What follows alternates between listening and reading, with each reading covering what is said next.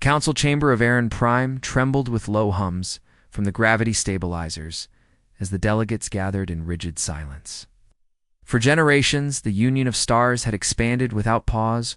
World after world had bowed, not because of mercy, but because resistance had proven useless. The Union fleets were vast, disciplined, and absolute. No species had ever forced a full retreat. No record held the word capitulation beside the Union seal. The humans arrived quietly. No grand armada, no threat. Broadcasts, no ritual demands. They came as observers. At first, the Union dismissed them, a young species from a small blue world orbiting a mediocre star. Short history, divided politics, limited presence beyond their home system, yet something unsettled. The analysts' human vessels were strangely modular. Their designs lacked symmetry, yet showed relentless redundancy.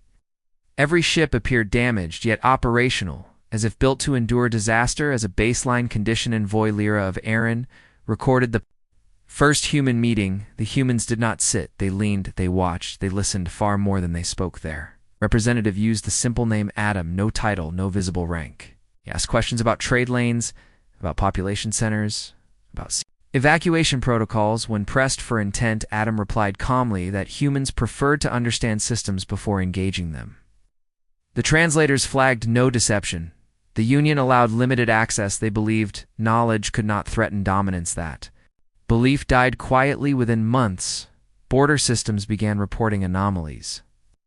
Union patrols vanished, not destroyed, not damaged, simply gone. Navigation buoys reported false star maps. Supply depots found themselves fully stocked, yet misaligned by light. Years entire fleets emerged from hyperspace inside empty regions where charts showed thriving worlds. Panic rippled beneath official composure. Union strategists accused the humans. The humans denied nothing and confirmed nothing. Adam returned to the council chamber. He spoke softly. Humans had discovered that the Union relied on predictability, standard responses, centralized command. Identical doctrine across species. Humans did not fight that way.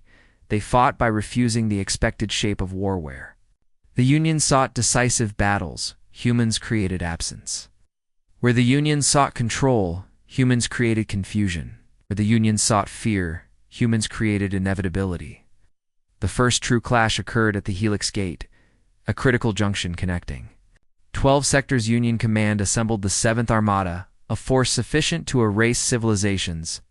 Humans arrived with fewer ships, but each carried swarms drones, not for attack but for observation.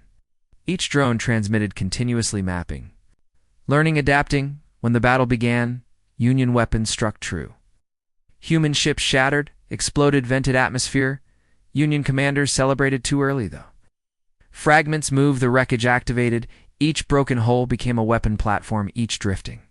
Peace a sensor. The battlefield became a living network. Human losses mounted, yet their effectiveness increased. Union ships found targeting solutions, failing weapons misfired, power systems desynchronized. Humans were not destroying the Armada, they were teaching it to fall apart. After 6 cycles, the Helix Gate collapsed, not from weapon fire, but from resonance overload.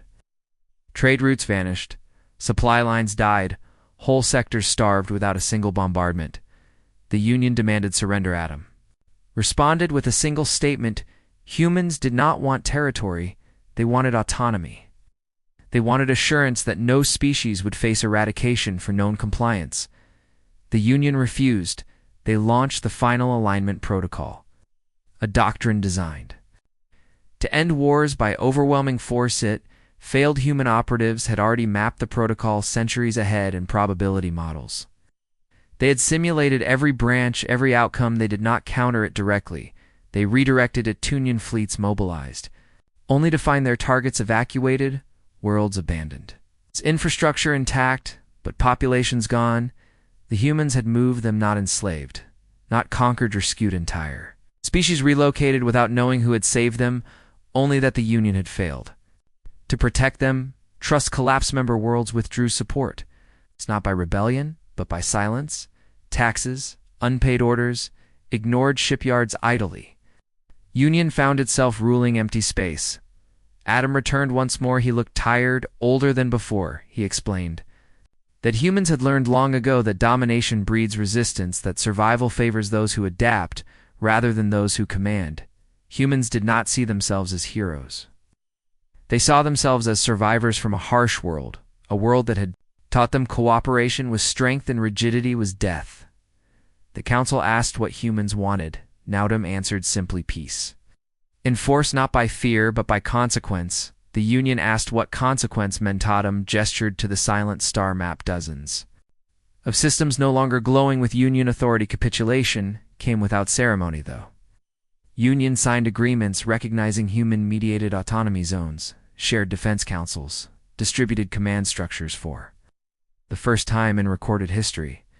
The Union acknowledged another species as an equal architect of galactic order. The archives recorded the event with clinical language. Treaty-ratified hostilities ceased, but among the survivors, among the displaced, among those saved without knowing. Different story spread, a story of a species that did not conquer by strength alone, species that fought by understanding the enemy better than the enemy understood itself. They said the day we capitulated to the humans was not the day we lost power. It was the day we learned how fragile power had always been.